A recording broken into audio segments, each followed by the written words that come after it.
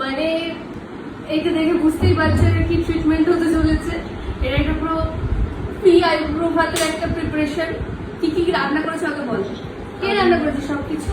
আজকে দিদিরা মিলে করেছে। তো প্রোগ্রাম ছিল ও করবে কিছু পথ, আমি করবো, সেই দিদিও করবে, কিন্তু এখানে পুজো কাজ করতে এমন দেরি হয়ে গেছে, ও যেতে পারেনি, আমি যেতে পারিনি, তা দিদি ভাই করেছে।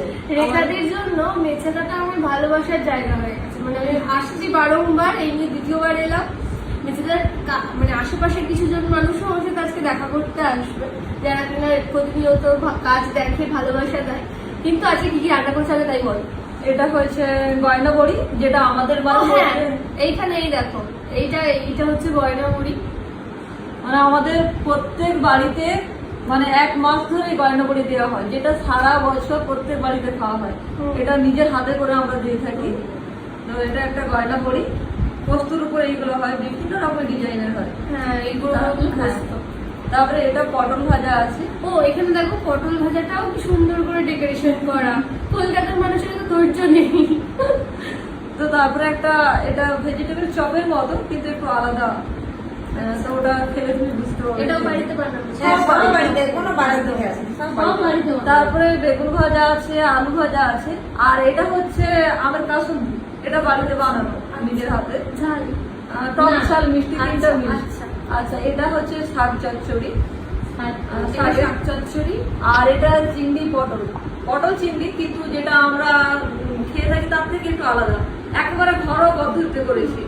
তারপরে ওটা ডাল আছে। এটা চিংড়ি মাছের মালাইকারি করবো ভেবেছিলাম, কিন্তু সবসময় তো আমরা চিংড়ি মাছের মালাইকারি খাই, কিন্তু আজ এখানে চিংড়ি মাছের মালাইকারি নয়, এটা চিংড়ি মাছের একটা ঝাল টাইপের করা হয়েছে। আচ্ছা, চিংড়ি কষা টাইপ। হ্যাঁ, এটা হচ্ছে দই কাতলা আছে, আর এখানে চিকেন আছে।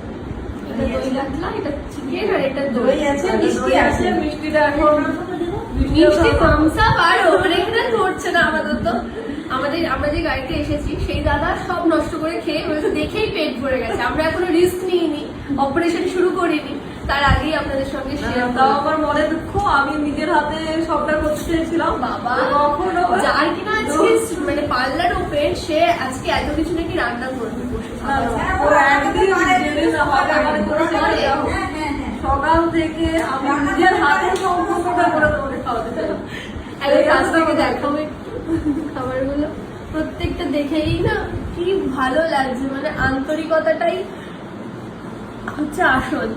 এইগুলো করতে এফর্ট দিয়ে কষ্ট হয়েছে ঠিকই, কিন্তু তার মানে কত খুশি হয়েছি বাড়িতে যখন আমি বলি যে আসছে, তো বাড়ির রান্না খেতে খুব পছন্দ করে। তো শুনে সবাই প্রচুর খুশি হয়েছে যে বাড়ির রান্না খেতে পছন্দ করে। আমরা এখন যে মুহূর্তে মানে এই মুহূর্তে রয়েছি স্টার ভিলেজ রিসর্টে, কিন্তু এখানে রেখা দিই আমি ভালোবাসি বলে এই কাঁসার গ্লাস, কাঁসার থালা, বাটি সমস্ত কিছু নিয়ে এসেছে। এই ভালোবাসাটা মনে শোধ করা যাবে, এটা ঋণ থেকে যাবে। একদিন আমি নিজের হাতে আবার তোমাকে যদি নিজে করে সব খাওয়াতে পারবো, আরো বেশি হবে। তুমি আরো এগো, আরো অনেক ওয়ার্কশপ একসাথে করবো, অনেকবার আসবো তখন। আমি আর দেরি করতে পারছি, এবার খাবো।